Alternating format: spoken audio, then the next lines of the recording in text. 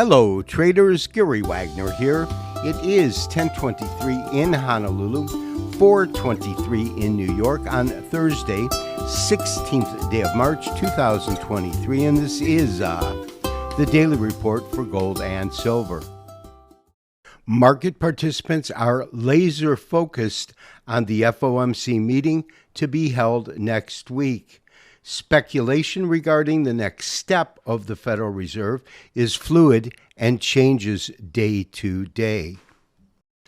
Concerns over two major banks, the Signature Bank of New York and the Silicon Valley Bank of California, have diminished greatly as 11 banks have stepped up with $30 billion of funding. Over the last 6 trading days, gold has advanced on 4 of those 6 days, with 2 days of decline, one being today.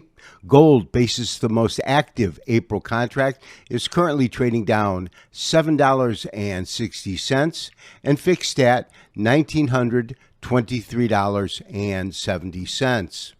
This is occurring along with dollar weakness. The dollar is down 0.17%, and the dollar index is fixed at 104.10.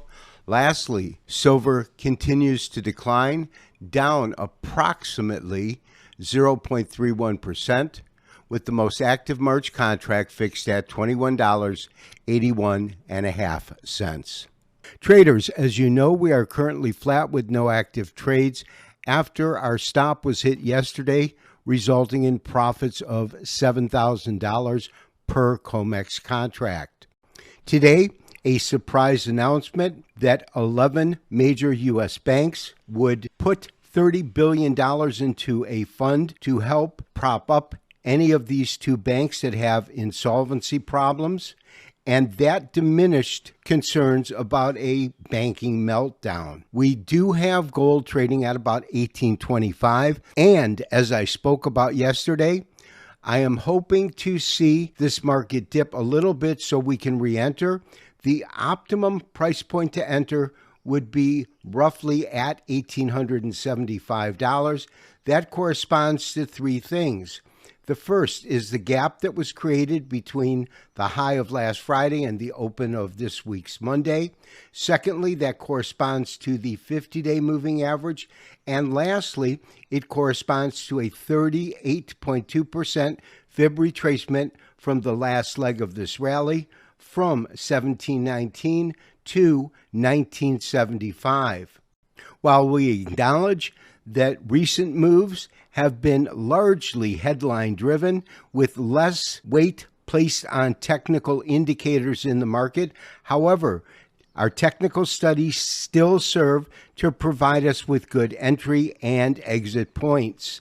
So we'll see if there's any kind of weakness going into next week. And then, of course, on Wednesday of next week, the Federal Reserve's FOMC meeting for March will conclude, and we will get the announcement of whether or not they're going to raise rates, which I believe they will, and if that's the case, whether that rate hike will be 25 or 50 points.